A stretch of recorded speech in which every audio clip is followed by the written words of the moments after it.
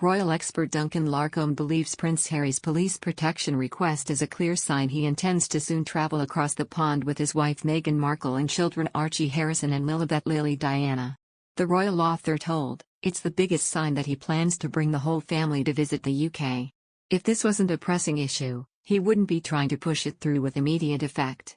This isn't Harry pushing for police protection on the off chance that they all come to Britain. This is clearly part of a plan that they have now to return, not necessarily permanently, but for the first time since they left as a family." Over the weekend, a legal representative of Harry revealed the Duke has filed a claim for a judicial review against a Home Office decision not to allow him to pay for police protection while in the UK. In a statement shared on Saturday, the Duke's spokesperson clearly said the Duke still considers the UK his home and a place he wants his children to get to know. However, he wants them to be able to visit Britain safely. A host of important events for the royal family scheduled for 2022 could provide Prince Harry and Meghan the perfect occasion to come together with members of the firm in the UK. In the spring, royals will reunite to attend a memorial service for Prince Philip, who died at Windsor Castle in April.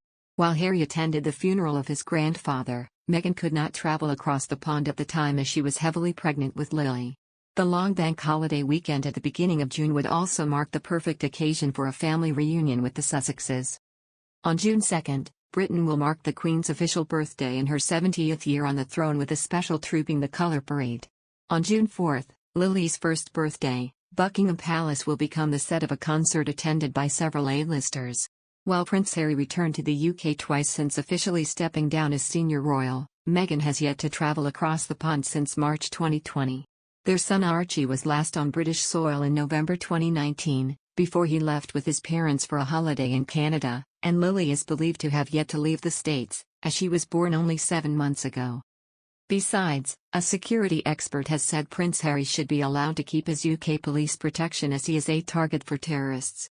The Duke of Sussex, 37, was stripped of his taxpayer-funded security after stepping down as a full-time working royal in 2020.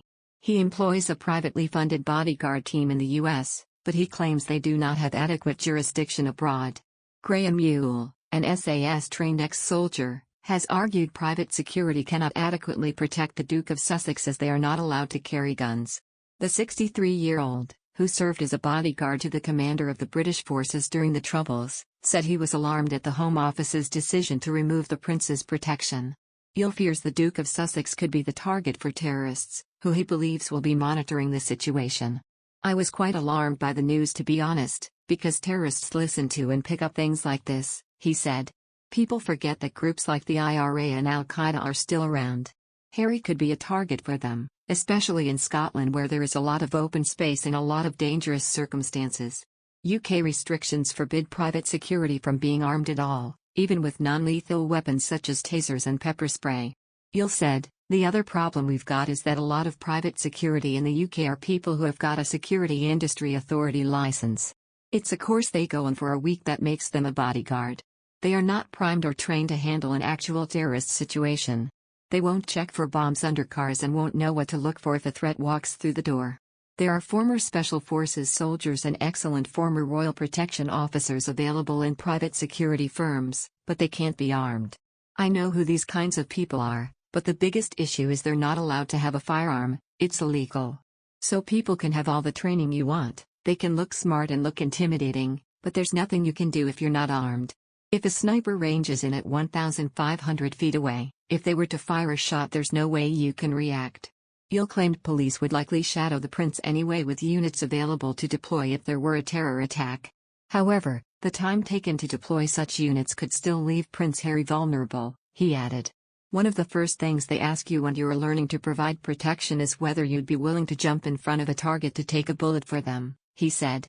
"The problem is, in reality, even if that might save your principal's life, if you're in a situation where you have to do that, you've failed already. Harry will be an easy target for motivated terrorists because his security won't be able to react."